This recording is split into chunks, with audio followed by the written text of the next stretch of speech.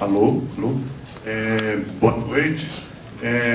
Antes da gente começar, será que vocês se incomodariam de vir mais para frente para a gente poder conversar? Não é uma intimidação, é mais para ficar mais aconchegante, para não ficarem intimidados na nossa conversa. Obrigado pela... Bom, para quem não conhece, eu sou o Denilson, sou um dos curadores, um Matheus. Essa, como vocês sabem, vai ser o primeiro conversa, o primeiro debate da mostra. Vai ter outra semana que vem, como vocês sabem, pela programação. E o tema desse primeiro debate seria a questão dessa New Queer Cinema no Brasil. Então, assim, eu vou me permitir, mas eu espero não me alongar muito, antes de passar a palavra para o Marcelo, né, Marcelo Caetano, que é o diretor da sua companhia de ontem, espero que vocês tenham visto ou revisto, né? E o Breno Batista, que está à minha esquerda, que é um dos diretores do Animal Sonhado, que foi exibido ontem também. Né? Então, só queria um pouco para introduzir, né, como a gente chegou nesse debate, pensando que talvez tenham aqui pessoas que não têm, eu tenho menos familiaridade, outros eu sei que tem mais, então desculpem os que têm mais familiaridade, se soa meio repetitivo. Foi. Bom, então acho que uma coisa que eu acho que eu gosto sempre de lembrar, né, que como para entender o que seria o New Queer, né, cinema, né, quer dizer, é sempre bom lembrar primeiro a questão do queer, né, quer dizer, que é uma palavra que diferente de outras palavras, como, sei lá, gay, por exemplo, que é uma palavra que qualquer pessoa entende, né, na rua, né? É uma palavra que tem uma circulação ainda um pouco complicada.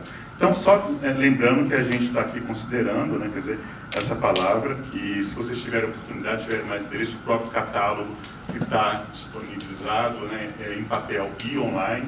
Eu acho que tem várias referências para quem tiver interesse, tudo na parte de cinema. Então, a questão do queer tem pelo menos 3 sentidos básicos, né? Ou seja, o seu sentido mais antigo, né, quer dizer, tem a ver com a questão do estranho, do diferente. Né? Vocês forem lá em Shakespeare, já tem queer usado nesse sentido.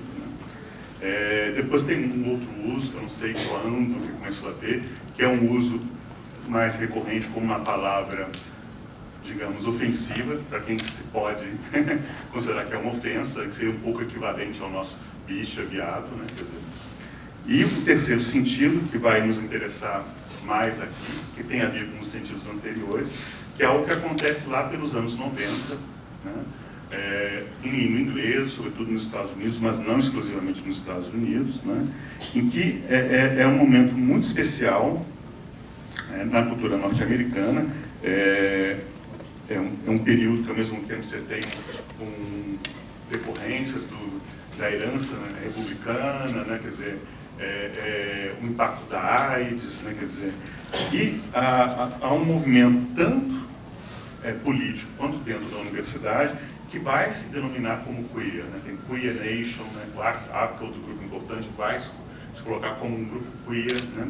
Então, e também na área de artes, especificamente na área de cinema, vai ter o tal New Queer Cinema, né? Então, o que seria por trás, o que a gente poderia pensar, né?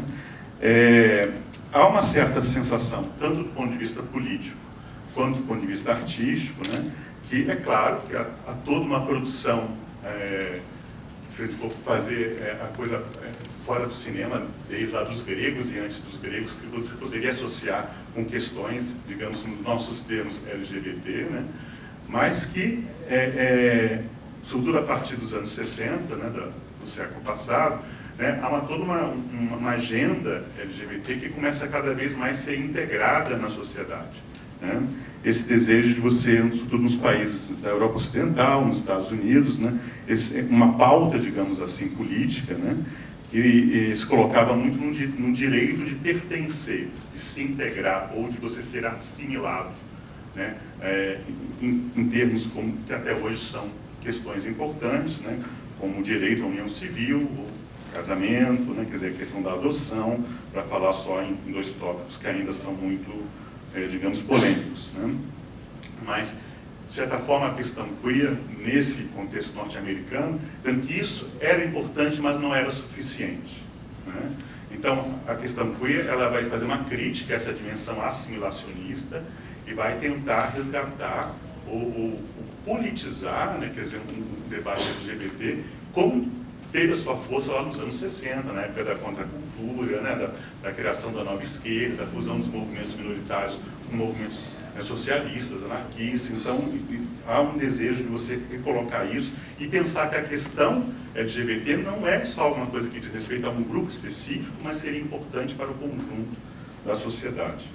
Eu estou pulando muitas coisas, assim, se for de interesse, a gente pode voltar depois. Mas o que eu acho que é mais importante aqui é usar esses dois termos, né? Quer dizer, há que se combater tanto uma heteronormatividade, ou seja, práticas convencionais associadas à heterossexualidade, mas também é um termo que é cunhado por uma pesquisadora na época, Lisa Duggan, uma homonormatividade, ou seja, que também as práticas LGBT já são também normatizadas, incluídas e aceitas dentro do contexto das sociedades, digamos, do chamado primeiro mundo, né? Então, eu acho que isso é uma questão importante, o combate à norma, o combate às convenções. Por isso que tem colegas que se vinculam ao debate queer, que a questão queer, em última instância, nem diz respeito mais à sexualidade, diz respeito ao combate à norma. E eu discordo um pouco, que eu acho que é importante que se pense também esse debate queer, ainda que emerge de uma experiência que é LGBT. Eu acho que é necessário trabalhar com a forma de o que muda, o que se mantém, mas é algo que emerge desse tipo de experiência, né? Bom, eu gosto sempre de dizer, se fosse pensar algo que fosse equivalente ao português, né, é como se essa questão queer fosse o GLS politizado, né, assim, né? Não sei se funciona a comparação, se ajuda, mas, enfim, a gente pode ver isso depois. Essas discussões, elas vão acontecer também na Universidade Brasileira, já nos anos 90, como acontece nos Estados Unidos, e, do ponto de vista do cinema, que é o que nos interessa aqui, o texto que é tido como fundador é o texto que está traduzido no catálogo, se vocês quiserem ver, da Bill Brooke-Bridge, que é supostamente a pessoa que cria o termo New Queer Cinema, lá no início dos anos 90. É um texto muito bonito, é um texto quase como manifesto.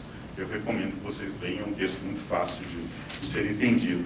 E é a partir dele que eu queria começar a contar algumas coisas, e eu vou fazer algumas questões para o Marcelo e para o Breno, e depois eu passo para vocês, para a gente tentar fazer esse diálogo. Esse diálogo não é assim, de pensar a própria produção brasileira como uma cópia, ou é que há relações ou não, né? Quer dizer, eu acho que essa são problemas, são questões que a gente vai colocar, né?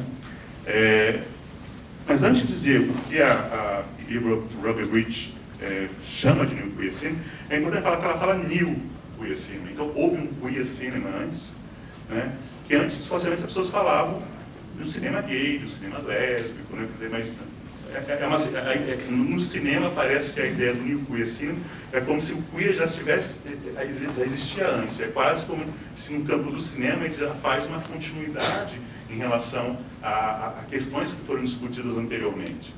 Você pode pensar em dois sentidos, que tudo que é gay pode ser ou que é lésbico ou que seria pensado como queer, ou que houve, que é uma forma que eu diria mais interessante, muito antes do termo ser visibilizado nos anos 90, há uma série de formas artísticas que combateram visões normativas que você pode estar presente em outros lugares, né? Tanto no cinema experimental, cinema de vanguarda, se você pega um Pasolini, você pega um Visconti, pega um Jean Genet, pega, sei lá, um Kenneth Anger, né? Quer dizer, não são propriamente pessoas que estão interessadas em perspectivas normativas, né? Então, eles seriam queer antes que o queer existisse, de certa forma. E mesmo no Brasil, você vai pegar lá um Paulo César Sarraceni falando Crônica da Casa Assassinada, né? Quer dizer, né, o que é? Né? Acho que pode ser visto isso, né? Quer dizer, até tem colegas, né, o Matheus, que quer falar do limite do Mário Peixoto como queer a banda alerta.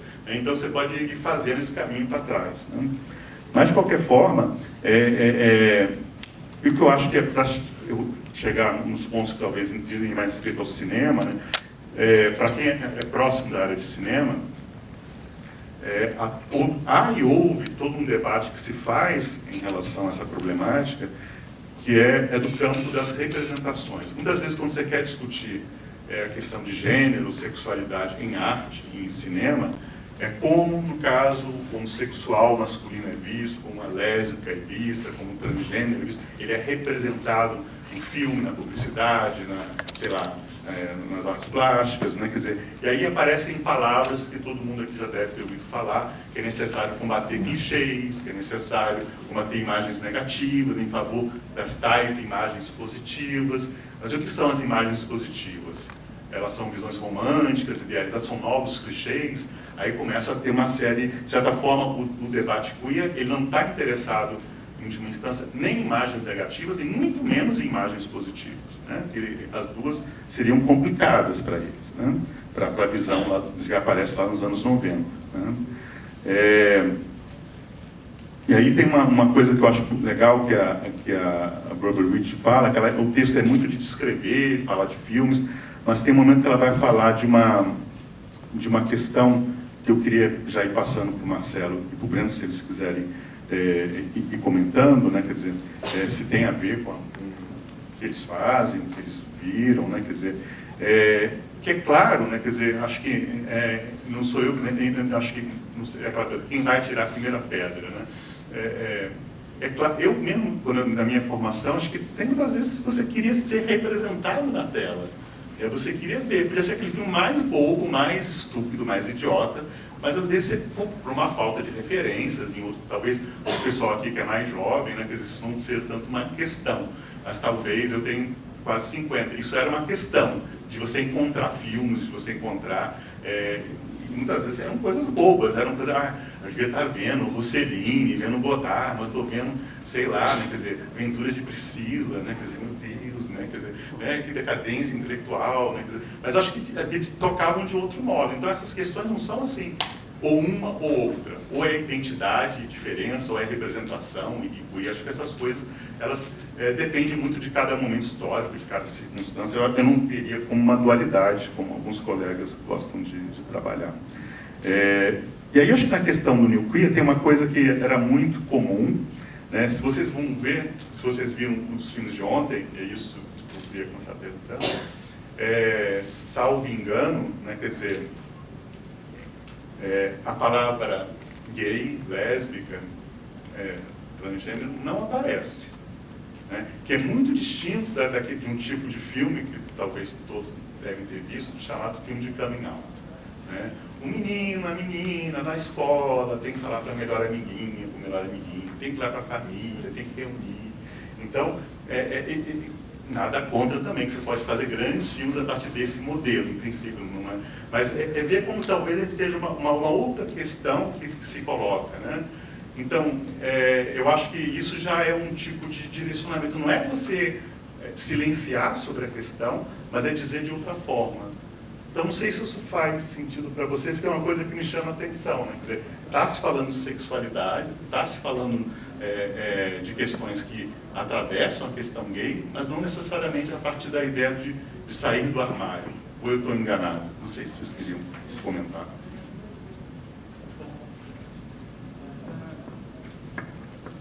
É engraçado, assim, porque na real quando a gente começou a... Pensando no animal, dentro disso que você falou, quando em nenhum momento o filme ele foi pensado de uma maneira muito consciente a partir das questões queer, assim, tipo, foi muito mais um desejo, uma vontade de nós seis de falarmos sobre desejo com frontalidade. E ontem foi muito bonito, porque depois que o filme terminou, chegaram 3 caras para mim e falaram sobre como o quanto que o primeiro segmento do filme foi o que mais afetou eles por dar conta de um desejo de identificação que eles tinham a partir desse lugar da representatividade mesmo. E no fim das contas, quando a gente pensa no animal, é muito para além desse lugar da representatividade de personagens que são gays ou que são héteros, mas sim pensar acho que o maior diálogo entre o animal e essas questões queer é pensar nesse lugar do desejo que precisa transbordar para além do que tá normatizado, assim, sabe? São esses dois meninos que estão inseridos num universo heteronormativo e que eles atuam sob os códigos heteronormativos, mas que existe uma força latente e pulsante neles que faz com que eles se desejam e que no fim explodem. E acho que é meio que isso que vai me fazendo assimilar esses dois lugares, assim.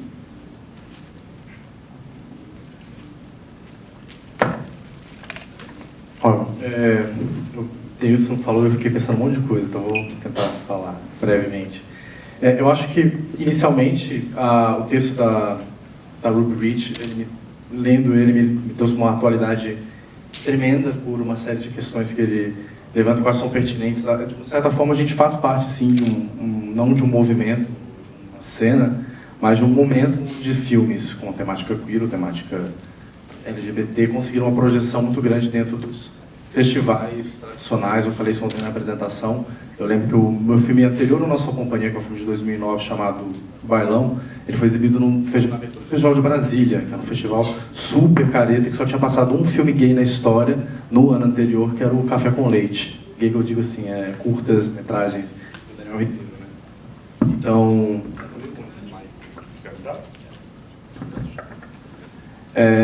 então a gente, de uma certa forma, do mesmo modo como ela constrói essa saída do Todd Solondz, do Gus Van Sant, de um certo meio underground para o mainstream cinematográfico, aconteceu também com a minha geração. Eu fiz todos os meus filmes com editais, vou fazer um longo agora com edital. Então a gente, de uma certa forma, conquistou um certo espaço de diálogo dentro do cinema brasileiro. O próprio filme Tatuagem, que fez ser exibido aqui, que é um filme que eu sou diretor assistente, é um filme que a gente fez com toda a estrutura de cinema, cinema clássico e cinema comercial, digamos, né? Então é um momento muito similar. E as mesmas ausências que a Ruby Rich identifica no texto dela, de uma certa forma a gente pode ver no Brasil também. Primeiro, uma subrepresentatividade do cinema produzido por mulheres, né?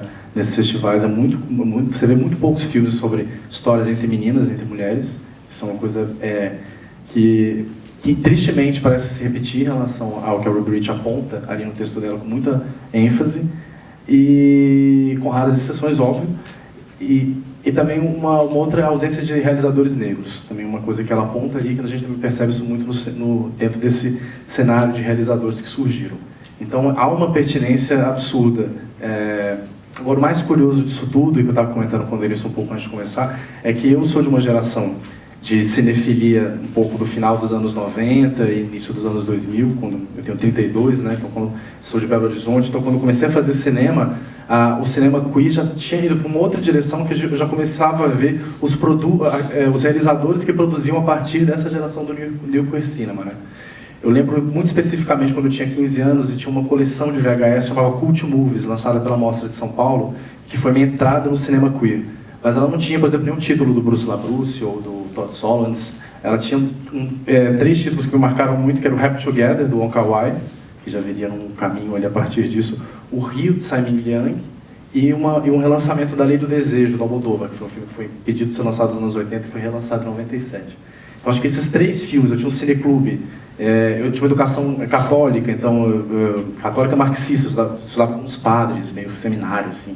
Então a gente passava esses filmes meio escondidos em VHS, meio contrabando, e era muito potente, mas já era um outro momento, né? Já era um outro momento onde, inclusive, esses festivais se renderam um pouco a esse cinema, né? Produzido pelo Wong Kar-wai, pelo Simon Liang, depois o Apichatpong fez o Mal dos Trópicos já em 2004. Então essa geração do cinema asiático, eu lembro de ter sido a que mais me marcou, assim, propriamente, inclusive mais do que esse cinema americano, que na época Gus Van Sant estava fazendo o Gênio Indomável, para concorrer ao Oscar, né?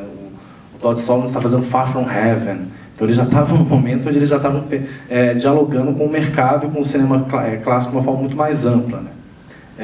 Então, talvez essa geração do cinema queer, e até a anterior, que a Moveu, o Kenneth Angers, o Derek Jarman, o Andy Warhol, eu já tenho pego a terceira geração, né, dessa primeira onda, assim. Então já peguei quando isso já se espalhou pelo mundo, quando já tinha o cinema asiático, especialmente, inegavelmente, com a estreia do Madame Satã, que foi muito marcante para minha geração. Eu acho que eu tinha 18, 19 anos, e ver o Madame Satã no cinema e ver as reações das pessoas, e ver uma...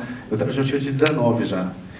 E foi uma... Falei, porra, a gente pode fazer cinema sobre isso, a gente pode falar sobre isso, a gente pode mostrar uma cena de cinema gay e exibir no Belas Artes, chamava Belas Artes, que era o cinema ali de arte de Belo Horizonte, ali na Savassi.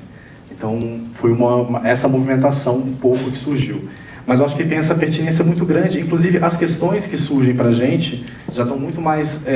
e aí, talvez responda um pouco a sua questão sobre a palavra gay não aparecer. A gente já chega num momento onde existe uma produção muito grande desses filmes que você falou de Coming Out. Também tem inclusive, tinha um filme da Cult Movies, que era um filme da Alemanha Oriental, chamado Coming Out, que era o único filme gay da Alemanha Oriental que eles lançaram. E também os filmes de Boy Meets Boy, né, que eram aqueles filmes muito... Claro que a nossa companhia não deixa de ser, em certo sentido, mas eram filmes que tinham um tipo de formato de aceitação comercial muito mais claro, assim. Então, eu acho que essa é uma geração que ao meu ver, já chegou com outras questões, uma problematização do desejo do corpo muito mais forte, e do corpo com uma coisa muito mais... Eu lembro que, Na Sua Companhia, mais especificamente, eu estava trabalhando muito a ideia de fragmentação do corpo, e como filmar um corpo fragmentado, como produzir o erotismo a partir da fragmentação, muito a partir dos textos da Eliane Roberto Moraes, que é uma professora da PUC, que hoje está na USP. Ela tem um livro bárbaro que chama O Corpo Impossível. Tanto eu quanto o René Guerra, que é um grande parceiro meu, tem curtas maravilhosos. O Sapato de Aristeu, acho que é o mais conhecido. Quem Tem Medo de Cris Negão. A gente tinha uma pesquisa muito forte com a Eliane, um diálogo muito forte com ela. Então já chego com questões que eu acho que não são tão fortes como essas do coming out, assim, como se o cinema já tivesse saído do armário e a gente pudesse falar de outras questões. Eu particularmente tenho pouquíssimo interesse por filme de coming out.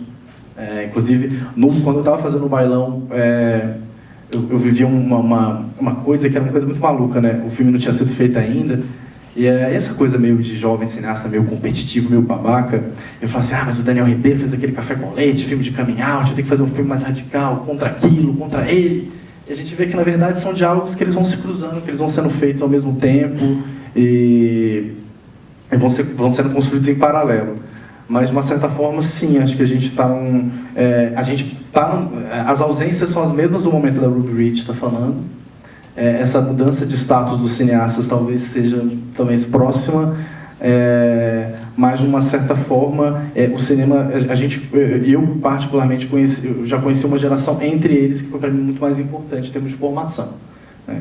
Inclusive tem um outro filme que eu lembrei que passava no cinema que depois virou um cinema pornô, foi o último filme desse cinema que virou um cinema pornô no cinema de Belo Horizonte, que era O Fantasma, do João Pedro Rodrigues, que também foi um filme que me marcou extremamente ao ponto de eu ter feito uma retrospectiva do João Pedro, trouxe ele para o Brasil uns 5 anos atrás, depois ele recebeu no Festival do Rio, porque foi muito marcante, que era um lixeiro obcecado por um cara que recolheu lixo na casa dele, roupas de látex e uma representação de desejo que talvez estivesse no mesmo nível de diálogo do Tsai Ming Liang, né? Então é um pouco talvez porque a gente não fale tanto de gay, assim, é uma outra bagagem, assim, é uma outra discussão. Mas admiro muito quem insiste nesses filmes de coming out, mas eu acho que tem uma força política e pedagógica muito forte, né?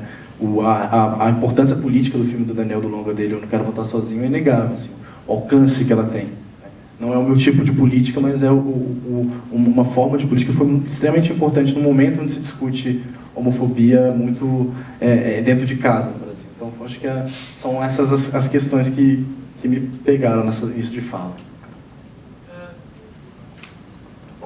Tá, oi. E quando fala dessa coisa da ausência da palavra gay, eu acho que é também uma tentativa de... É exatamente isso, quando você fala no João Pedro Rodrigues, é uma tentativa de dar conta disso, de todas essas questões, de todos esses desejos, através de imagem, de linguagem, de mise-en-scène, assim, sabe? Para além de um eixo temático, de coming out mesmo, mas de lugar de como filmar o desejo, de como filmar o que se deseja, de como filmar essas tensões entre os corpos, de como a imagem pode dar muito mais conta disso do que esse eixo narrativo de uma construção de Boy Meets Boy, etc. Assim, não colocando em um lugar de qualitativo, assim, mas só maneiras diferentes de explorar esse lugar da linguagem cinematográfica como ferramenta para investigar isso, sabe? Só assim para marcar, não sei se de repente for o caso, se vocês quiserem voltar, né? Eu acho que essa questão, por exemplo, do... Ih, já me perdi aqui. Fui anotando e agora com o meu caderninho... Ah, achei de novo. Eu acho que tem uma questão que eu acho que o Breno falou, que tem a ver também lá atrás, nessa questão de não falar, às vezes, com a palavra gay ou a palavra lésbica, a palavra transgênero, que é uma coisa muito forte, um certo discurso militante, né? Eu acho que abre possibilidades para outros tipos de encontro, né? Que talvez, no caso do filme, seja pela questão do desejo. E seja também, que eu acho que é importante frisar, que a questão queer, nos anos 90, era para definitivamente incluir a questão da heterossexualidade. Né? Quer dizer, às vezes tinham heterossexuais que não... Quer dizer, tudo bem, né? A questão gay, a questão lésbica, eu sou a favor dos direitos, mas isso não é propriamente da minha orientação sexual, das minhas práticas, né? Enfim. Mas já a questão queer, ela era inclusiva também nisso, né? Quer dizer, então eu acho que isso é um tópico que eu acho que é importante. E tem outro que eu acho que o Marcelo comentou, que eu queria frisar, que era já também importante lá nos anos 90, né? Não é só o problema da questão de ter poucas cineastas mulheres, esse era um problema, né? Quer dizer, também poucos cineastas negros. Se vocês forem ver no próprio texto do catálogo, né? Ela faz até uma coisa muito irônica. Ela vai dizer que há um momento no New Queer Cinema, quando o Todd Haynes, talvez é o grande, é o nome mais popular, que está agora em Cannes, né? Quer dizer, ele vai ganhar Sundance, né? O Tom Kaelin vai para Berlim, não sei quem. E onde estavam as garotas, entre aspas? Onde estavam as mulheres? Né? Quer dizer, continuaram no circuito independente. Então tem até um momento que ela falou, então, tem tipo lá, o Goldfish, que é um dos filmes que a gente gostaria de ter passado, mas não teve grana para pagar os direitos, vai para a televisão, ela faz o El World, por exemplo. Né? Mas, enfim, então tem aí uma questão que é ainda a ausência de mulheres, né? Por um lado, e também onde aparece. Né? Quer dizer, que é um pouco, acho que o debate que seria o equivalente do filme do Daniel Ribeiro. Né? Quer dizer, talvez desses filmes, que há toda uma produção para quem está acompanhando o cinema, que é por isso que a gente fez questão de não ser só uma amostra do que aconteceu nos Estados Unidos nos anos 90, né? Mas fazer esse diálogo, tentativa de fazer esse diálogo com a produção de hoje em dia de jovens realizadores brasileiros, que era uma impressão minha, e eu conversei isso com o Matheus, né? Que há essa questão nos últimos 3 anos, tem aparecido com uma força que não é só uma questão de um tema. Tem se feito muito filme por causa do digital, que há muitos festivais, mas isso tem aparecido com uma força em vários jovens realizadores. Né? Obviamente a gente não pôde contemplar todos, né? Tem um limite de tempo, um limite de coisas muito legais. Mas eu acho que isso era uma coisa que se coloca, a gente acha que esse diálogo pode ajudar a compreender melhor o que está sendo gestado. E essa questão, a questão da mulher ou a questão negra, né? De respeito também, que eu acho que é uma coisa que eu queria voltar, se o Marcelo puder falar, não sei se no caso do Breno tem a impressão que não é tão presente, ao menos nesse, que é essa ideia de não só falar da questão da orientação sexual. Se vocês pegam o filme do Daniel Ribeiro, tem um universo muito específico, é uma escola, existe a questão não sei o termo, como se diz hoje, da cegueira, ou deve ter um termo mais... Deficiência visual, enfim. Mas é aquele mundo, né? Você não vê a cidade, né, praticamente. Tem lá no final eles andando de bicicleta, né? Mas é o mundo deles ali fechado. Eu acho que tem uma coisa no trabalho do Marcelo, desde o Bailão, que eu também recomendo, que é um desejo também de cruzar questões de classe, de raça ou etnia, além da questão da orientação sexual, que era também uma problemática já lá. Né? Essas coisas estão interligadas, né? E o próprio filme que a gente viu ontem fica bem claro, né? Quer dizer, é o professor de escola pública, né? Quer dizer, branco, né? Quer dizer, que se interessa por jovens, né? Quer dizer, né? Oi? É judeu, inclusive. Ah, isso. Bom, Não, isso passou. Falta de Bom, os cruzamentos. sim, essa ideia de que as identidades são todas cruzadas, mescladas, e isso abre possibilidade de a gente compreender a partir de outras referências. Que eu acho que não é tanto a questão dos dois. Agora, uma coisa, só para que eu acho que está nos dois, que eu acho que é legal, não sei se eu estou... que também tem interesse muito por experiências coletivas. Não é mais só aquela coisa do único personagem lá sozinho, na novela, ou no filme, que fica lutando para se afirmar, ou não é só a questão do casal. Né? Porque nos dois, né, tem a questão da orgia, da festa, tem uma coisa que é mais. Então, não sei se isso se interessa para vocês, que eu acho que seria talvez essa ideia de pensar esses vínculos no campo do coletivo, e no campo mais amplo da cidade, a partir de outras relações que não só a afirmação da orientação sexual. Bom, eu primeiro eu falei errado, falei Todd Solondz e Todd Haynes, sempre confundo os dois. Eu acho que tem três, se pensar, por exemplo, em cinema queer, eu acho que tem três coisas que eu acho que são importantes. Assim. Primeiro, a temática, que a gente está discutindo muito. Eu acho que tem formas de produzir que a gente, de uma certa forma, herda um pouco também, que é uma não hierarquização das funções. O caso do Breno, o cinema produzido por coletivos e tudo mais, um coletivo de realizadores. No meu caso, eu não sou muito do coletivo, sou muito diretor, assim, old school. Mas, às vezes, a minha relação com a equipe, minha relação com os atores é uma relação muito de compartilhamento de autoria, né? Então, isso é talvez uma forma de... Se formos pensar o queer como um rompimento de normas, né? Também faz parte um pouco do nosso do processo. Isso é uma coisa que eu tinha até pensado antes, até ontem, sobre isso. Que é o que une um pouco esses filmes. Então, por exemplo, no caso da nossa companhia, mais especificamente, os atores são muito autores do roteiro também. Eles são muito presentes na construção das cenas, na construção da mise-en-scène, que é um pouco dessa experiência e da ideia de experiência, que eu acho que talvez seja um grande legado do cinema queer, né? São todas experiências vividas ali, elas são, pelo menos eu trabalho com experiências vividas, os atores não é um processo de simulação mímese, assim, são jogos que são propostos, dispositivos que são propostos para os atores viverem, para a equipe viver. No caso do Bailão, muito fortemente a equipe, no caso da nossa companhia, e no Verônica, que é um filme que eu fiz posteriormente, os atores. Então, acho que seria uma segunda forma de talvez pensar um cinema queer, né? E uma terceira seria propriamente a problematização da linguagem do cinema comercial e mesmo do cinema homonormativo comercial, um cinema que eu lembro muito dos dilemas e dos conflitos que eu tinha com o Wilton no Tatuagem, porque inicialmente eu ia co-dirigir com ele, depois a gente brigou, depois voltou, e aí depois eu fui trabalhar como diretor assistente do filme, e o primeiro impacto que me teve quando a gente foi pensar qual seria a linguagem, né, o tecido estético do filme, eu falei, Wilton, por que tanto traveling? Justamente porque eu venho de um lugar onde o traveling é extremamente problematizado, quanto linguagem, quanto construção. Então tem um pouco isso também, queer também de uma forma de como a gente questionar alguns usos de linguagem, questionar alguns usos de algumas convenções e alguns... Eu sei que, por exemplo, dentro do coletivo do Breno vai ter uma outra pessoa que tem uma tendência ao gênero, vi lá no filme ontem que tem algumas construções que são mais... Mesmo o Verona, o filme meu que eu trabalhei com mais convenções de gênero cinematográfico, mas a gente brincar com isso e subverter o gênero e a ideia de gênero também como parte da tessitura dos filmes, eu acho que também é de uma certa forma queer, né? Então são esses três lugares que eu acho que eles coexistem um pouco, assim, mais ou menos em alguns filmes, né? O Tatuagem, por exemplo, vai ter uma linguagem convencional, mas ele vai ser extremamente queer no sentido das relações que ele apresenta, de uma certa moral que ele traz, apesar que uma discussão muito forte sobre ciúme no filme que sempre me incomodou. Eu acho ciúme um tema muito heterossexual. Tô brincando.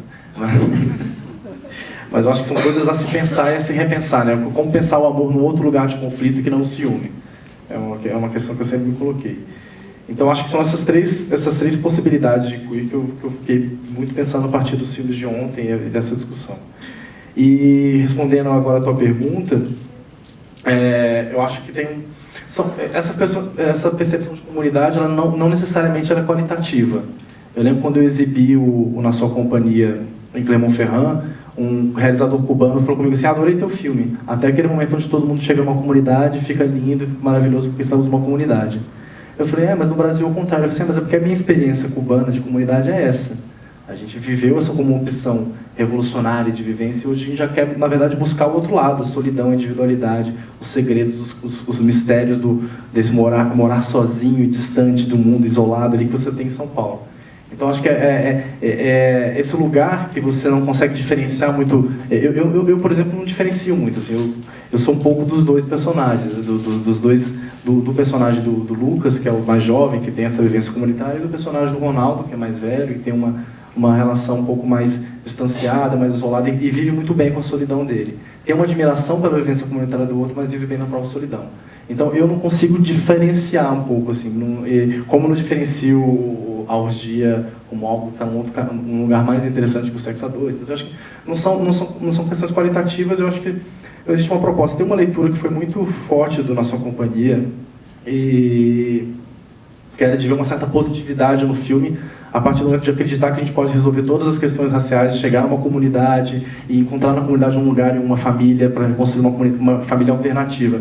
E nunca foi muito a proposta do filme. Acho que a melancolia ela percorre o filme como um todo justamente por isso. São signos de uma tragédia iminente de separação que a gente não vai ver, mas que elas estão ali o tempo todo pautando, porque justamente são lugares onde você passa, né? São lugares onde você transita, não necessariamente é um lugar melhor que o outro. E me lembra muito o Luf Steffen, que é um jornalista aqui de São Paulo, está fazendo ele tem um blog e agora está fazendo um livro sobre realizadores LGBT, queer, e ele fez uma longa entrevista comigo. Ele perguntou: você filma personagens marginais? E eu falei: gente, mas eu filmo a classe média, eu tenho um personagem é funcionário público, outro personagem é um cozinheiro num restaurante que tem amigos que estão fazendo um churrasco no final de semana cheio de carne, cheio de coisa, todo mundo dançando, ouvindo samba, entendeu? Então, a gente pode transitar pela marginalidade, a marginalidade ela afeta a gente diretamente, a gente constrói ela também, mas ela não é o nosso único lugar também. Então, assim, essa transversalidade, ela é muito mais interessante, para mim ela é muito mais rica, entendeu? De perceber, por exemplo, no próprio bailão, como é que todos os personagens do bailão são funcionários públicos. Isso é muito curioso. Foi totalmente aleatório, mas os 4 personagens que eu entrevisto no filme, 3 deles eram funcionários públicos, um não era. Então, como essas pessoas que... São pessoas que têm uma vida estável, que não são marginais, propriamente, no sentido Genê ou Plínio Marcos. Então, assim, o que é marginalidade e também porque ela também não é um estágio ou um espaço, porque ela tem que ser uma identidade apenas, sabe? Então, são algumas questões que eu levanto a partir da tua fala.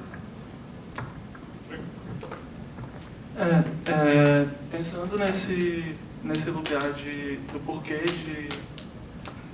do animal, por exemplo, não se tratar sobre esse lugar do encontro único, convencional, quando o Marcelo falou desse próprio modo de produção que talvez seja queer, isso, assim, no Animal Sonhado não tinha como ser diferente, porque somos, de fato, 6 cabeças e a coletividade do processo, que foi discutir desejo e sexualidade continuamente e se deixar contaminando a partir dos desejos e das inquietações estéticas do outro. O filme, a partir dessas 6 cabeças, não tinha como abordar um lugar só, sabe? Para além de serem 6 episódios, 6 segmentos, mas em um lugar que a maneira que um vai codepender de alguma forma do outro também é uma maneira de que a nossa maneira de lidar com o desejo ia de fato sendo afetada por esses outros lugares, assim, dentro do filme. Bom, eu tenho várias questões, mas eu queria passar talvez, não sei se alguém queria fazer algum comentário. Eu sei que a primeira... Você tem outro? Ali no microfone? Não. Não? Então o povo passa aqui. Tem alguém? Então,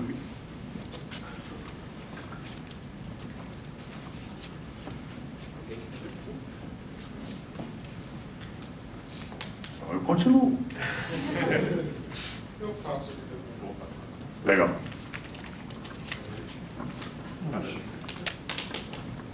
Boa noite, meu nome é Paulo. O que me chamou a atenção em alguns desses comentários e que justamente quando você fez essa colocação entre o cenário queer e, por exemplo, a colocação como coming out. Eu acredito que tudo ainda está levando a um caminho de identidade no Brasil, uma formação de identidade. E essa identidade, ela sempre vai passar pela via da educação, não tem jeito. Não é? Então, nós temos um país que é extremamente grande, onde a vivência LGBT na cidade de São Paulo não se pode comparar com uma realidade no Acre, por exemplo. Então, nesse ponto, seguindo essa linha, eu acredito que o caminho educacional, como o Café com Leite, como esses outros filmes que englobam ainda o coming out, são extremamente necessários para levar justamente aonde esses pontos do Brasil não existe uma liberdade de atuação e de vivência da sua própria sexualidade, como nas cidades de São Paulo, Rio de Janeiro e outras. Então, é de extrema relevância isso. Contudo, também apoio a necessidade de evolução, ou seja, não somente polemizar como a novela fez, o primeiro beijo gay, como se fosse uma coisa do outro mundo, mas sim levar toda essa realidade ao mais normal possível, porque não deixa de ser normalidade. Não existe nada de anormal dentro de ser heterossexual ou de ser homossexual. Ou seja, ou pan também, que eu acho que é uma coisa extremamente importante de começar a ser vista também no cinema brasileiro, porque muitas pessoas estão se colocando sobre essa posição também da pansexualidade. Então, é algo que deve ser também visto, porque, na verdade, sexualidade é algo que a gente não pode nem tangir, né? Porque são vários segmentos em que é extremamente individual. Por máximo que a gente tente colocar tudo dentro de uma panela ou de várias panelas, sempre vai estar aquela que vai estar sobrando por várias necessidades. Você, Marcelo, né? Você fez uma colocação sobre a questão do cinema e lançou o cinema alemão, por exemplo, como Coming Out, que foi de 1989. Eu sou alemão também, então nós temos uma vivência lá de muito mais anterior a isso. A questão do coming out, porque ela foi uma questão extremamente voltada à política também, por causa da queda do Muro de Berlim, durante aquela época. Mas já existia cinema em que se levantava essas questões com muito maior naturalidade. Tanto que hoje você pode ver dentro da Europa seriados, novelas em que os personagens vivem a sua sexualidade da maneira que quer, sem ter que polemizar se é heterossexual, homossexual, seja lá o que for. Muito interessante também é dentro da América do Sul, o que também está acontecendo na Argentina, com os hermanos, né? Eles têm um caminho que eles estão traçando muito bem, muito interessante, mas principalmente o cinema brasileiro está ganhando agora asas. E muito interessante que, como a gente já pode ver aqui pelo próprio livro da produção, né, em que estamos tendo ferramentas de apoios governamentais, não somente agora também baseados pela Lei Rouanet, de incentivo à cultura, etc., mas também pelos próprios ministérios que estão apoiando o desenvolvimento dessa arte do cinema. Eu acho que, só para completar, quando a gente pega essa questão queer, ela é sim política,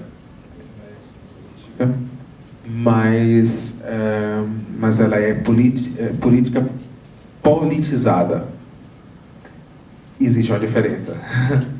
A política para ser lançada e aquela política para ser debatida. Aqui, a política em si que é uma polêmica. E isso tudo fez, nos anos 90, com que a gente chegasse no final dela com uma certa colocação mais clara, mesmo que a gente ainda estivesse durante aquela época baseado sobre a questão da AIDS e da sexualidade voltada muito para isso. Mas foi de extrema importância, justamente em São Francisco, por todas as coisas que aconteceram lá, poder lançar essa política no Senado. Ela foi debatida na Câmara dos Vereadores sobre várias cidades, tanto que as leis elas são completamente individualizadas nos Estados Unidos. Alguns estados têm a abertura de casamento, outros estados não aceitam, etc. e tal. Bom, é isso. Obrigado.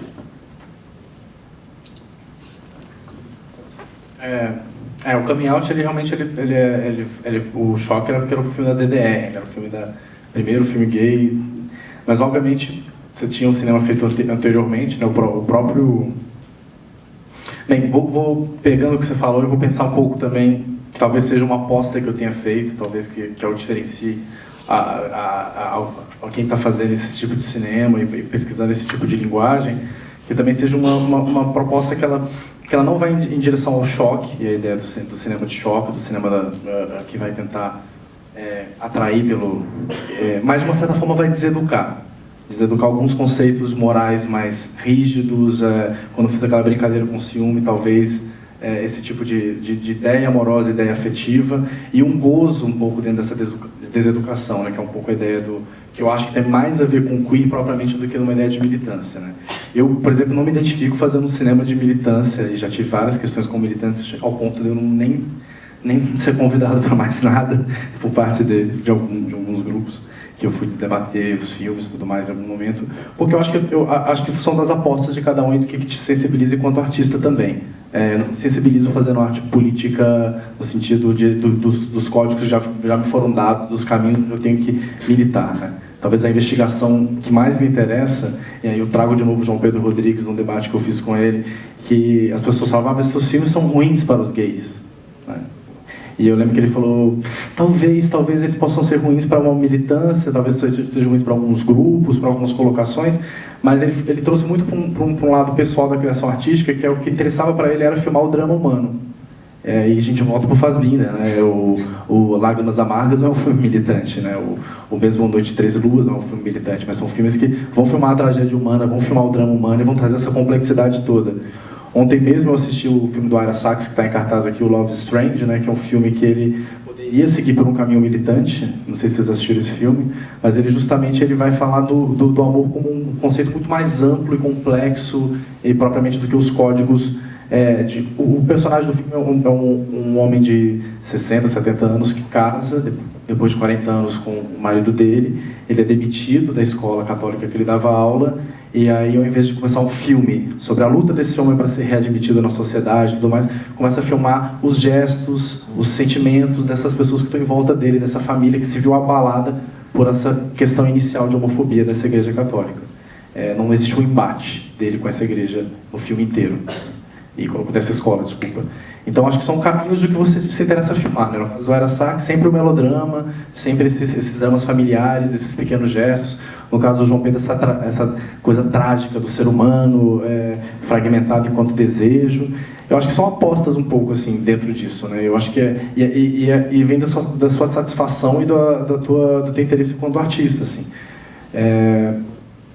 Eu acho que a gente, inclusive, erra muito nesse sentido, porque a gente, às vezes, produz sem cartilha, às vezes a gente produz sem saber para onde a gente está indo, sem referenciais e tentando coisas que dão mais ou menos certo e conectam mais ou menos.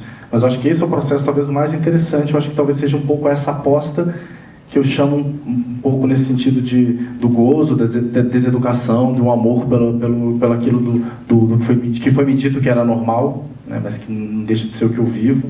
Então, acho que talvez seja esse o caminho que me interessa. Talvez estar em São Paulo seja muito cômodo nesse sentido. Como você vê, não estou no interior do Acre, né? Talvez lá eu precisasse de um outro caminho. Mas existem produções pelo Brasil, em alguns lugares, que estão, de uma certa forma, problematizando isso. E de uma forma muito... O próprio Surto Deslumbramento, que é um coletivo que vai ter um filme aqui, estão produzindo em Recife, que é um lugar extremamente machista e homofóbico. Eu trabalho lá, fiz 6 longas em Recife como assistente de direção. E... Deslumbramento, desculpa. Eu falei o quê? Alumbramento? Ah, gente. Misturei os antípodas.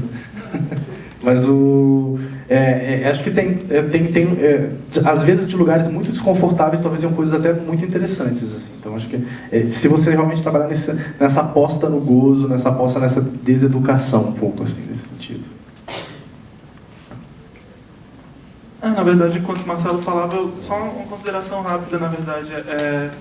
Acho que essa busca pelo gozo e citando de novo a coisa do João Pedro Rodrigues, de pensar em um cinema que é ruim para os gays, na verdade, que você falou dessa coisa de não tratar como, de tentar tratar como normal, não sei o quê, mas na verdade eu acho que é esse lugar da normatização, mas sem precisar higienizar essas experiências, sabe?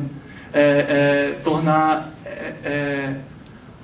apagar esse lugar da diferença mesmo, que existe na experiência queer, na vivência gay, que é diferente da vivência hétero por vários outros aspectos culturais, assim, e de vivência, assim, eu acho. Acho que você falou também num ponto que eu acho que é bem importante, né? Eu sou professor, né, quase 20 anos, né? E eu não sei se tem alguém que é professor também. Eu dou aula sobre questões de gênero desde que eu comecei a dar aula em 97. E era engraçado, né? Quer dizer, talvez assim, como é que é a força do papel da arte, né? Às vezes eu dava textos teóricos, né? E eu me deu um clique na minha cabeça, além da dificuldade que você tem em qualquer texto teórico, o esforço que o aluno tem que fazer para compreender os textos de gênero, como qualquer outro texto teórico, né? Mas tinha uma coisa mais assim, né? Eu me lembro uma vez, uma coisa de avaliação de fim de curso, né?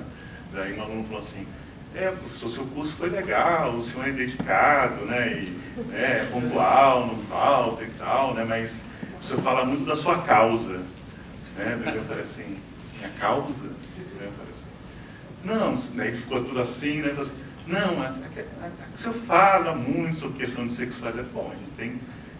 É um curso que fala de várias coisas, né? E tem uma aula sobre a questão de orientação sexual. Pode ser a aula que você tenha prestado mais atenção, né? Mas não foram todas as aulas, né? Mas daí eu notei que, às vezes, quando a gente pegava um filme, pegava um texto literário, parece que as pessoas ficavam menos armadas. Não sei se é uma visão idealizada, mas eu acho que a arte tem um pouco essa capacidade de talvez aproximar. Quer dizer, pelo menos no espaço da aula, talvez na vida cotidiana se dê de outra forma. Mas acho que essa é uma vantagem, que a arte ela não tem um caminho só, né? Há várias possibilidades, né? No fundo, acho que a política deveria ser assim também, né? São questões de momentos. Então, acho que isso acho que é uma coisa que eu queria falar. E tem uma outra coisa que eu estou agora voltando a ter contato com um colega de educação, né? A gente, às vezes, tem visões assim muito clichês, não só hoje, em relação à produção cinematográfica nova, é uma coisa extremamente, né, pelo Brasil inteiro, não é uma coisa absolutamente centrada, né, na questão do Rio e São Paulo, né, quer dizer, e esses debates estão, e as próprias cinefilia pela questão da internet, né, chega no Brasil inteiro, qualquer menino do interior do Amazonas pode ter acesso a muitas coisas que qualquer garoto de São Paulo, né, é uma desvantagem do computador. E tem também um tipo de informação. Tem um rapaz que está fazendo uma etnografia em garotos, acho que são mais garotos menores de idade no interior do Nordeste, né?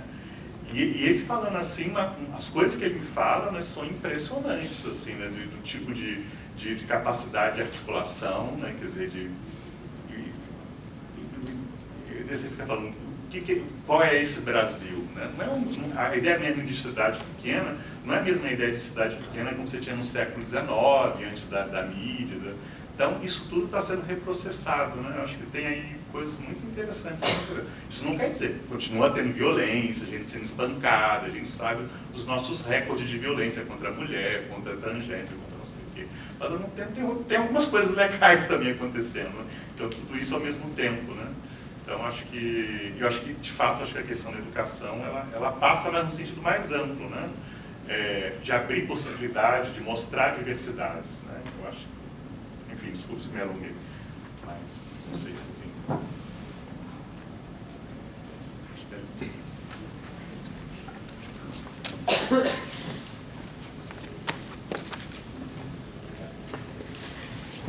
Oi, boa noite. Bom, eu quero primeiro agradecer a oportunidade de participar do debate. E eu quero agradecer porque eu acho que, como professor e como pesquisador, eu gostaria muito que oportunidades como essa se espalhassem, né, no âmbito maior, que não fosse tão centralizado, que a gente tivesse isso acontecendo em vários lugares, em maior escala e tal. E estou falando isso porque tem um poema do Drummond em que ele fala sobre o poeta declinado da responsabilidade do mundo capitalista, mas ele destrói o mundo capitalista como um verme, né, como uma rocha. E eu acho que o cinema cumpre um papel educativo nesse sentido, mas não um educativo no sentido tradicional, não é pedagógico no sentido escolar, cartesiano que a gente está acostumado, mas uma educação numa outra referência de educação, né?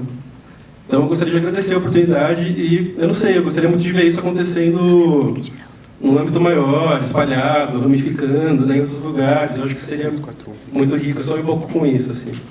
Sonho no sentido mais artístico, não no sentido poliano, assim, mas sonho no sentido de viabilizar como educador mesmo. E, apesar do agradecimento ser uma coisa positiva, eu estar vendo muita fertilidade nisso, né, a minha pergunta ela vai numa outra direção. Eu queria saber de vocês se houve alguma reação conservadora em relação às obras que vocês produziram, assim, né? A gente tem um movimento conservador muito forte se avolumando, né? Assustador, assim, a gente vê coisas horríveis rolando, né? Apesar de algumas coisas também bacanas acontecendo. E eu queria saber se, assim como as últimas produções nacionais que também passaram por esse processo, né? Se vocês, na repercussão que as obras de vocês estão sendo, assim, na recepção que as obras de vocês estão tendo, né? Se também aconteceu, se vocês também foram tocados por essa reação conservadora, por movimentos mais preconceituosos, né? Não sei se estou sendo claro, né? Queria um pouco saber de vocês esse movimento aí. É isso. Ontem na apresentação da nossa companhia eu falei da importância política de ocupar esses espaços que não são destinados ao cinema queer ou LGBT, que sempre foi uma busca minha, acho que de muitas pessoas que estão produzindo junto comigo nessa mesma época, inclusive nesse mesmo momento, né, não época. E obviamente eu posso enumerar N reações conservadoras de todo tipo. Pra você ter ideia, o debate do bailão no Festival de Brasília, eu fui apresentado como Marcelo Caetano, diretor do filme Boiolão, pelo mediador do debate. Então que depois virou presidente da Ancine, aliás, uma pessoa muito admirável. Então, é uma coisa muito curiosa, assim. Então, eu já comecei na guerra, né? Comecei trava na rua, dando porrada no povo. Porque foi necessário, assim, ter um aprendizado de pista um pouco nesses festivais. Nesse Festival de Brasília eu tenho um post no Facebook com 5 coisas absurdas que aconteceram, né, que depois foi replicado por um monte de gente no início do Facebook, então foi compartilhado imensamente, porque era o enfrentamento mesmo que a gente estava fazendo. E na sua companhia especificamente eu tive talvez as reações mais violentas. Eu lembro no Festival Cinepé, que é um festival muito grande que tem ali em Recife, que é um festival que se exibiu para 2.000 pessoas num auditório gigante. Uma pessoa arremessou um capacete de moto na tela. Então, Clermont-Ferrand, que é um festival super tradicional, como é um festival de curtas-metragens, o filme foi vaiado por 2.000 pessoas. Era um momento onde se discutia muito o casamento gay na França, tinha uns movimentos anti-casamento gay muito fortes, e o filme foi ser exibido na semana da maior passeata, no final de semana da maior passeata, e eu ainda fui com uma camisa rosa e apresentei o filme chamando os franceses para a rua e o povo vaiou. Então acho que são conjunturas que você vai se colocando, às vezes, que você vai apresentar. As pessoas acho que também às vezes não entendiam o filme também, é um festival muito mais narrativo do que propriamente. Tenho a menor vergonha de dizer isso. Os maiores festivais que eu já fui com filmes foram as piores reações. Eu tive um filme que eu produzi em Cannes que a gente ficou com 15 pessoas na sala no debate. Então, assim, não tem o menor... O brasileiro adora ir lá para fora e dizer assim, exibi em Berlim, exibi em Cannes. Eu acho que isso sempre foi uma tragédia, as minhas exibições. Então, eu acho que tem... E especificamente em Clermont-Ferrand, nessa época, o festival estava sendo custeado por países... pelo Catar e pelo Kuwait, eu acho. Então, tinha muitos realizadores islâmicos na plateia. Então, eu lembro que o Gabriel Mascaro, que é um realizador que eu cheguei a trabalhar, inclusive, ele estava na plateia e disse que tinha um cara do lado dele rezando o filme inteiro. Então acho que vai ter reações conservadoras e vão ter para sempre, e a gente vai aprendendo um pouco como se colocar com muita serenidade também e aprender a dialogar. Esse talvez seja o processo educativo mais importante do realizador, né? Talvez seja nesse momento do debate propriamente onde a gente tem que colocar isso com uma forma muito clara. Mas sim, e é impressionante também, assim, às vezes como a própria imprensa, né, ela às vezes parece não muito preparada para discutir esses filmes, né? Isso é uma coisa que para mim foi bem clara nesse caminho todo e ficou muito evidente na época do Tatuagem, e especialmente no debate que teve em Gramado da estreia do filme, que foram colocadas questões do filme que eu achei que eu estava discutindo, não parecia que eu estava discutindo com com tanta experiência de cinema, de cobertura de festivais, assim, porque as questões eram muito pobres, eram muito agressivas, num filme que teoricamente é muito afetuoso, muito doce. Então, eu acho que sim, eu acho que a repercussão conservadora está o tempo todo e não melhorou, mas o espaço se abriu, as curadorias são mais receptivas, inclusive, assim, essa é uma questão muito importante para se discutir em termos de editais, por exemplo. Assim, o que os editais brasileiros estão fomentando em termos de cinema queer LGBT? Né? O Meu Longa Corpo Elétrico, ele ganhou 3 editais grandes para ser viabilizado e tudo mais, cheio de cenas de sexo entre homens e mulheres, e surubas, foi muito corporal, muito sexual, muito sobre o desejo. Ao mesmo tempo, eu tenho um outro projeto que já está há 5 anos sobre homofobia que não ganha. Ele é sempre suplente dos editais do MIC, a gente vai para pitching, a gente pede, e constantemente eu vou ter feedback de pessoas que estão na banca dizendo que ninguém quer ver filme sobre homofobia. Ninguém vai sair de casa um dia para ver um filme sobre homofobia. É um filme meu do René Guerra, chama Coqueiro Seco, que é sobre os 8 amigos que o René perdeu assassinados por homofobia no espaço de 5 anos. 9, porque um foi assassinado 2 semanas atrás, em Alagoas. Então, são questões todas que o conservadorismo ele tem de diversas formas, inclusive da própria... alguns críticos que eu sei que são homossexuais, que estão em grandes jornais, têm uma recepção muito negativa aos filmes que eu produzo, por exemplo. Então, são coisas que são muito indecifráveis, elas são sempre presentes, mas a gente vai aprender de uma certa forma como dialogar com muita serenidade também. Porque no início eu ia muito para o embate, eu acho, sabe? Eu acho que só piorava.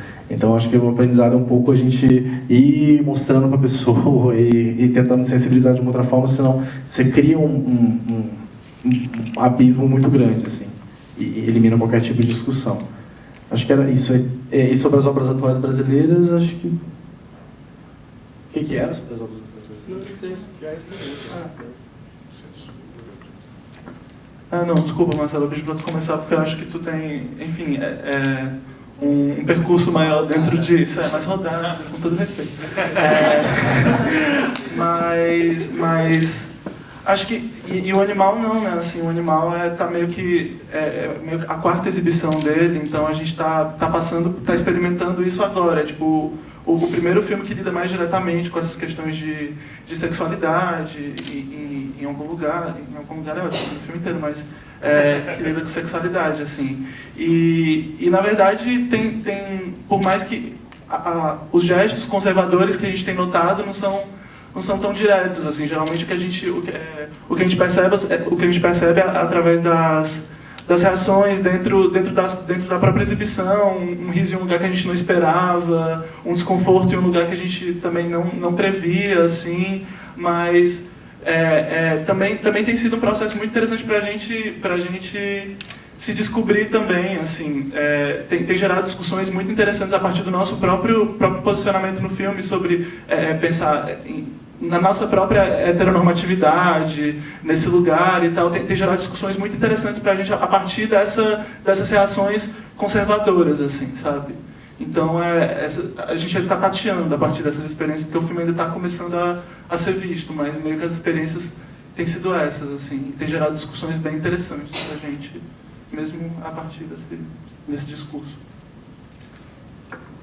Bom, eu não sou cineasta, mas enfim. Só queria comentar uma coisa, quando você falou a falta de espaços, né? Eu acho que uma das coisas que a gente está percebendo também, né? Quer dizer, cada vez mais que há uma volta dos cineclubes, né? Quer dizer, nas escolas, nos movimentos sociais, nas ONGs, né? Quer dizer, então isso tem tido um papel muito interessante de agregação e de debate, né? Quer dizer, quase todos assim, cursos têm, né? Quer dizer, então, a última vez que eu vim aqui na USP, quem me chamou não foi o pessoal de cinema, foi o pessoal de educação física, por exemplo. Então, assim, para falar de cinema, então essas coisas eu acho que são possibilidades de você colocar questões que estão interessando as pessoas, né? Então, acho que isso está acontecendo na internet também, né? Os fóruns virtuais, né? Eu acho que o que está em pauta muito é essa ideia do shopping center, né?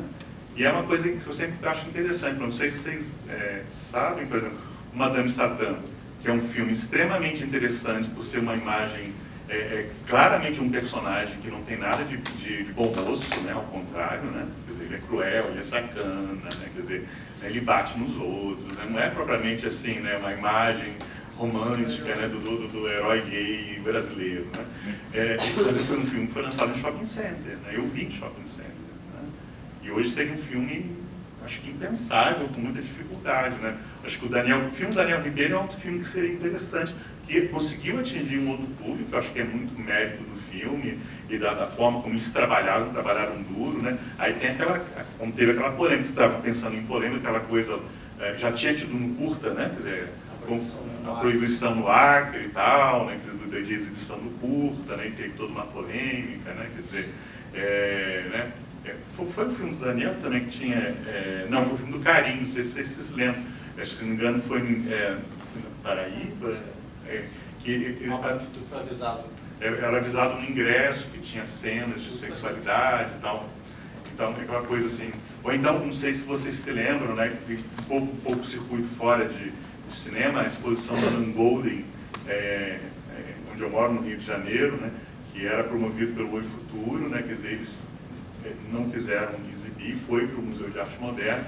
Aí que tem também, o que incomoda, acho que essa é a questão, tem coisas que essa coisa que ele falou, de repente cena de sexo talvez não incomode tanto, né? Mas o que talvez você debater homofobia incomode, acho que isso é curioso. E no caso da Nangô, não sei se vocês se lembram, eram as fotos de crianças nuas, né? E quem viu o trabalho dela, quem pensou, eram fotos muito de família, não tinha nenhuma ideia de erotização, né? Mas de repente as pessoas acham que é pedofilia, pode mostrar uma criança nua, né? De repente você vai acusar os pais, né, de serem pedófilos. Então tem umas coisas muito perturbadoras, né? De como certos temas que não eram há 20 anos atrás e voltam a ser, e acho que isso é curioso. Agora, eu acho que a gente tem um grande desafio, né, quer dizer, é de dialogar com o fundamentalismo religioso, né? E também a gente cria também uma espécie, acho que é muito importante, essa distância, né? Quer dizer, o próprio Karim falou que ele queria fazer um filme sobre pastor, o próximo filme dele, que ele acha que é uma questão importante, porque não é também criar não é para ser o Malafaias, né? Não é criar uma coisa assim, né, estereotipada, é lidar com um que talvez não seja o seu, mas que eu já tive experiências assim como professor muito surpreendente com alunos evangélicos. Assim, eu acho que quando você ouve o outro, né, e não taxa o outro, né, você se surpreende, né? Então acho que é questão de você estar aberto ao outro, aos vários outros do mundo, né? Então acho que aí tem desafios importantes também, né? E eu acho que o cinema pode contribuir para você. Eu acho que o cinema tem isso, né? Quer dizer, a arte, né, de revelar mundos que você não vive, mas que são próximos, né? Que às vezes a gente não. Posso falar uma coisa? Eu só queria complementar uma coisinha. Tem eu tinha notado, mas eu esqueci, acabo não falando. Tem uma frase que a Ruby Rich ela levanta no texto dela, citando alguém que eu não lembro quem é, que tem uma outra forma de você silenciar os filmes LGBT ou queer. Tem duas formas, que é uma você dizer, o filme é bom, mas é um filme gay. E a outra é você dizer, o filme é tão bom que ele nem poderia ser considerado um filme gay. Ele está além disso. Então, essas são duas chaves muito perversas e que a gente escuta muito comumente, entendeu? A gente escuta. Eu acho que eu me beneficiei muito da segunda. Assim, eu lembro dos primeiros festivais que eu ia com os meus filhos, os primeiros festivais, eu sempre vi isso, o Marcelo, os filmes ele nem estão além do gay, nem parecem que são gays. E, na verdade, eles são porque são justamente são queer, estão tratando disso, e estou mergulhado nisso, consegui extrair outras questões disso. O ponto de partida do cinema que eu faço, pelo menos, é muito esse. Então, tem várias formas agressivas e essa é a mais silenciosa, é a mais perversa. Eu nunca tinha parado para pensar como eu me beneficiei dela, né?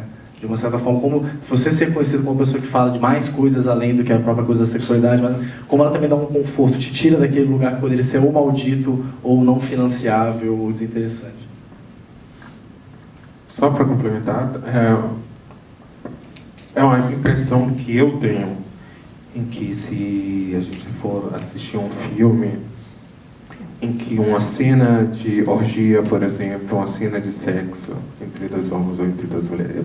Duas mulheres é sempre complicado porque mexe também com uma outra questão, né, que é o erotismo masculino, é sempre mais difícil.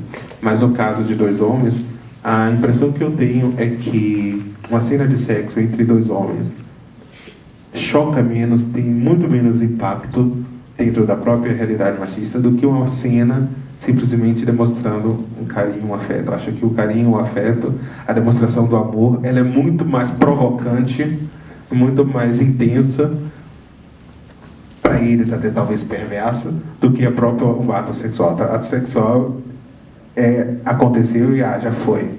Mas o amor e o carinho, eu acho que isso aqui mexe com a masculinidade, mexe com o alto ego, né?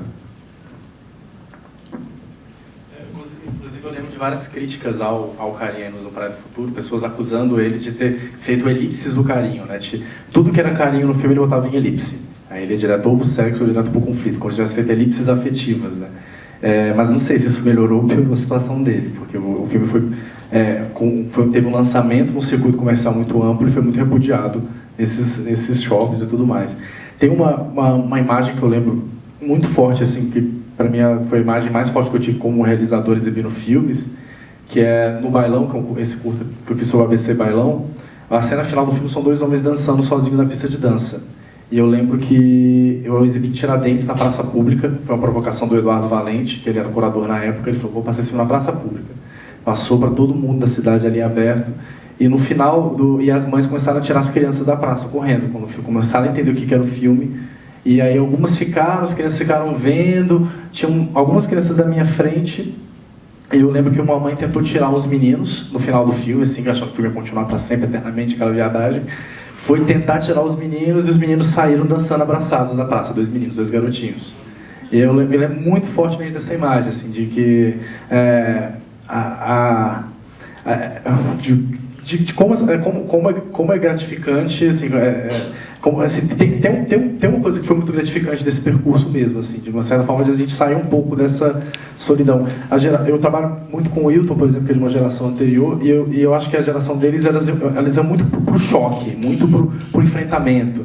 Então eu lembro que dentro das nossas discussões sobre tatuagem, em alguns momentos eu achava que ele via o filme como um filme que ia chocar, ou que ia, de uma certa forma, trazer uma coisa muito que as pessoas poderiam ficar agredidas. Na verdade é um filme super afetuoso, ele foi vendo as exibições que o filme era super afetuoso. Então, eu acho que é uma questão de geração um pouco também, assim. O personagem, por exemplo, do Matheus Nachegari, que ele criou no Amarelo Manga, era um personagem amoralmente, mas muito menos sedutor que o Madame Satã. Era um personagem que chegava chegando, era um personagem muito agressivo, sem quase nenhum ponto positivo, era uma bicha das piores bichas do mundo, assim. Tinha uma necessidade que eu acho que talvez mudou um pouco, assim. A gente eu encontrei nessas exibições alguma resposta positiva para continuar também, né?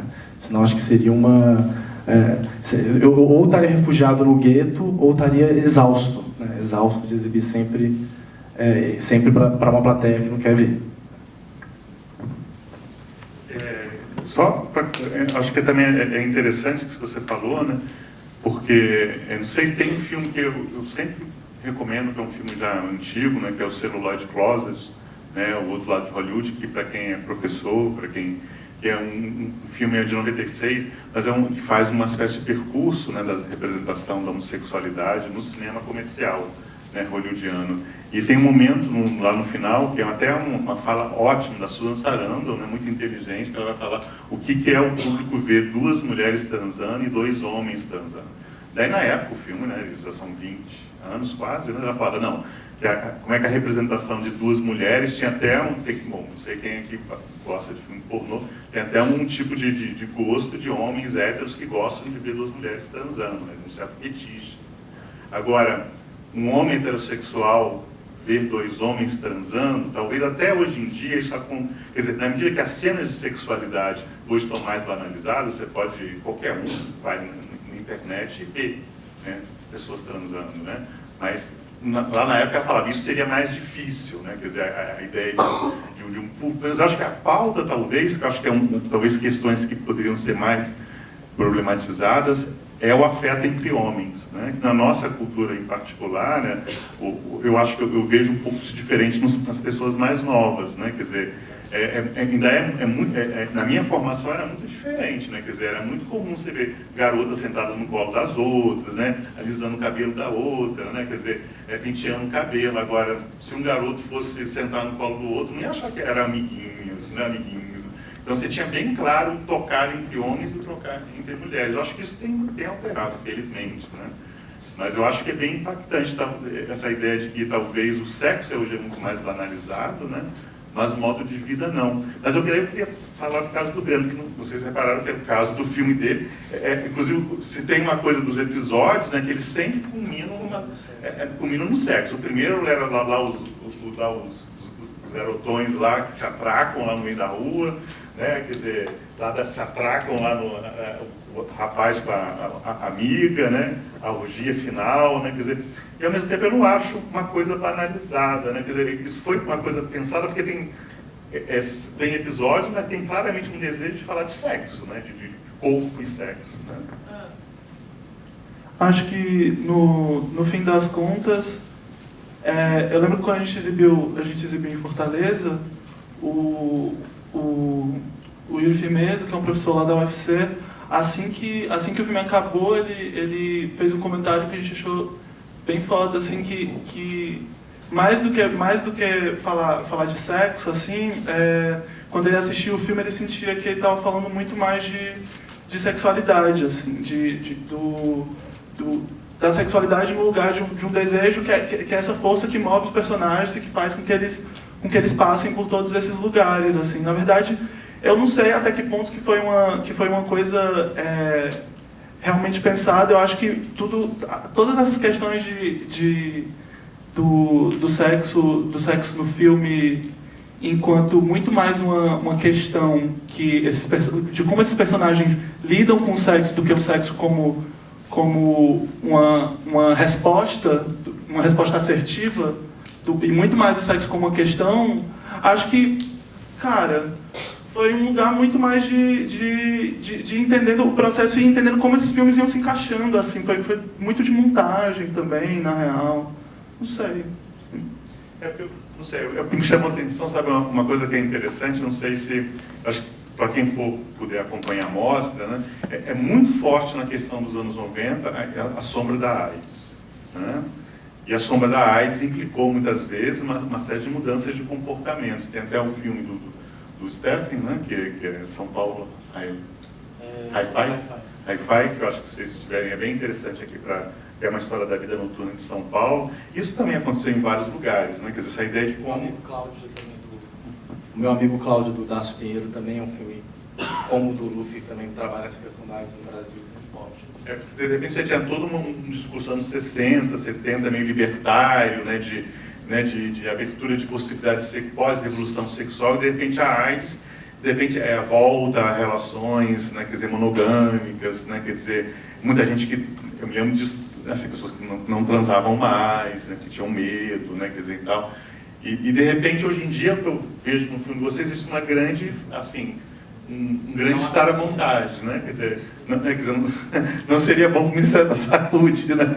Mas isso também não é o papel do cinema ser propaganda do Ministério. Eu digo assim, que já tem uma outra relação, que é uma relação que não é mais hoje em dia. Eu acho que isso talvez seja interessante, se vocês forem ver, né? Como é que a ideia da AIDS mudou. A gente não colocou... tem coisas que talvez continuem desse impasse, esses problemas, mas a AIDS talvez tenha mudado essa própria relação com a sexualidade. Eu acho que um filme com essa possibilidade de voltar a ter esse tipo de situação, eu acho que depende de um outro momento histórico, né, que é bem diferente da questão da AIDS. Eu sei que é um tema que você gosta também, né? Enfim, acho que tem toda uma curiosidade de uma nova geração que não viveu aquilo, né, quer dizer, e quer entender, são 30 anos da pandemia e tal. Muitos documentários têm surgido, tem um filme de Joaquim Pinto, Dias do Português, que já fala da AIDS como uma doença crônica, que são os remédios, né, mas não é a morte, né, como era nos anos 80 e nos anos 90. Acho no bailão que eu trabalhei. Mas dessa conversa com o Breno agora, eu pensei, desde ontem eu estou pensando assim, como é difícil filmar o erotismo, assim, como é complicado filmar o erotismo, como é complicado excitar e olhar e convidar. Eu tive problemas com o filme inicialmente por uma questão justamente dessa progressão narrativa, assim, que porque culminar no sexo significa novamente hierarquizar o sexo como a forma mais importante de erotismo. Então, é uma coisa que eu sempre repudio, eu sei que as pessoas sempre colocam isso, né? de novo, a questão do afeto, muitas vezes, do carinho, ela é extremamente excitante, subversiva, ela te leva ao mistério, e o erotismo, para mim, está sempre relacionado ao mistério, tanto que as histórias que eu mais gosto, justamente, era do Armando como pedófilo e a história final, são histórias que, para mim, elas têm uma carga de erotismo muito, muito colocada dentro desse lugar do mistério, menos como uma consequência de uma construção e de uma busca de satisfação de desejo, assim. Eu acho que talvez o Animal Sonhado, para mim, ele me pega muito mais como um filme de um pouco desse desespero da satisfação do desejo, e aí o filme ele me traz muito mais um incômodo e um mal-estar do que propriamente erotismo. Então eu leio ele muito mais dessa forma, e acho muito mais interessante lê-lo dessa forma, porque realmente, assim, filmar sexo de formas muito parecidas dentro do filme não me pega tanto, né? Mas me pega muito nesse sentido dessa vontade de saciar, dessa vontade de buscar. Mas eu acho que é muito interessante, tem um dossiê da Cahiers du Cinéma que chama... que é sobre o erotismo, que eu acho brilhante, foi lançado uns 3 anos atrás. Eles convidaram vários pesquisadores, pessoas para escrever sobre erotismo, e tinha justamente o tema de um dos artigos que eu acho brilhante, era a crise do tudo mostrar.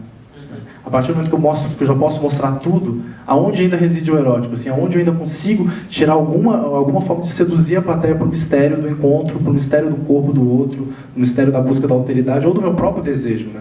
Que seria propriamente um outro dossiê que eles lançaram no passado sobre psicodelia, né? Então a gente vive justamente esse momento onde o cinema não está dando passos para lugares mais desconhecidos, não está te levando para lugares mais desconhecidos. E aí eles, nos 2 dossiês, vão falar muito dos anos 70, com uma preocupação muito forte de quem estava realizando, de quem era realizador, de provocar a previsibilidade do cinema, né? Então, quando coloca todas essas construções que terminam no sexo, sempre vai trazer a questão do mal-estar. E aí eu sempre pergunto de como é que a gente vai fazer para filmar o erotismo nessa abundância de imagens, onde o sexo não tenha sido banalizado, mas que ele tenha sido... como filmar... Eu lembro do didatismo do Azul, a Cor Mais Quente, né? Por exemplo. Ali já é uma proposta também para grandes plateias, né? Vamos mostrar como é que 2 mulheres transam, né? Então, são longas cenas de sexo, muito detalhadas, muito criativas, muito instigantes.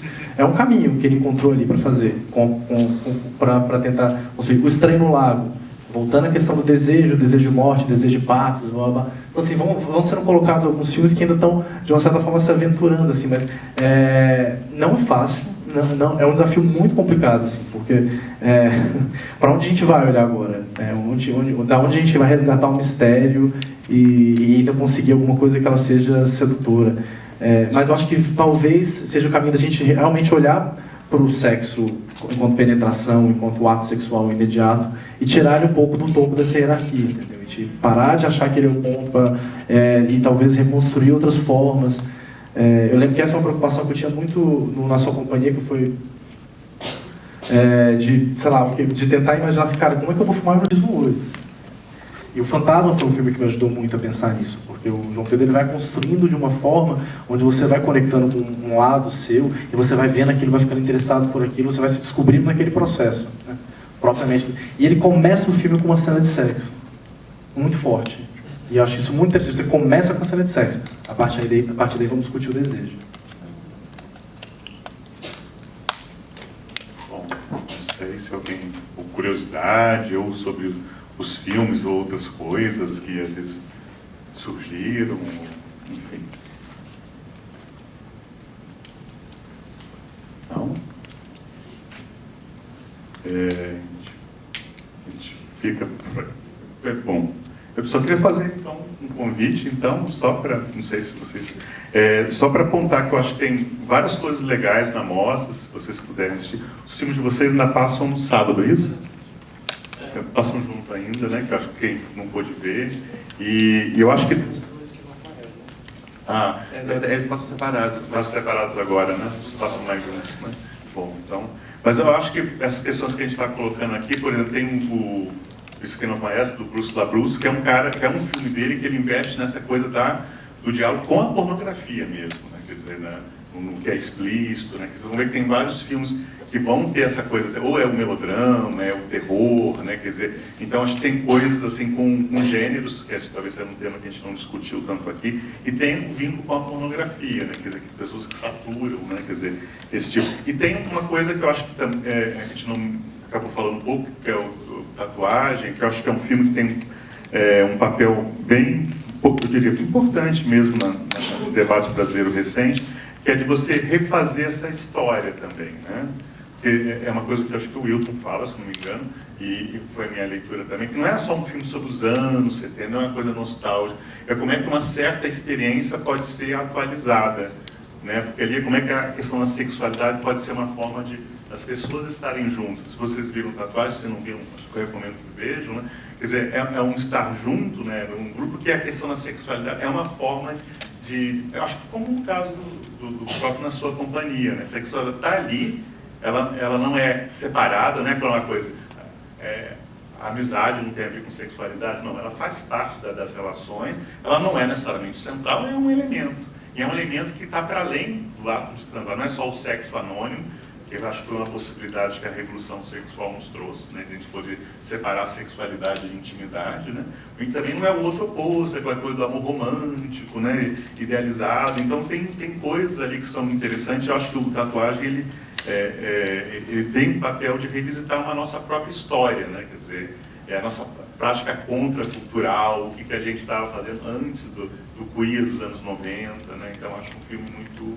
Um dos méritos, eu acho que seria esse, a gente se rever a nossa história no Brasil, nas nossas práticas, e acho que isso são coisas que eu convidaria. Além do, acho que dos filmes do Marlon Riggs e do Isaac Julian, que eu acho que são filmes muito fortes para a questão negra.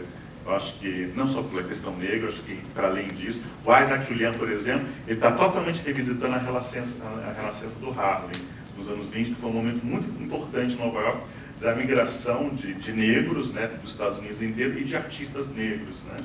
Então é um filme extremamente bonito, estetizado, e a gente conhece talvez menos, né, porque ele hoje circula mais em galerias, né? Então acho que tem muita coisa legal, assim, né, modéstia à parte, né? O Matheus está por aí, que eu não vi, eu sou Milton, que já está por aí. Então, assim, acho que tem muita coisa legal, e queria mais convidar vocês, e não sei se o pessoal quer comentar alguma coisa, senão...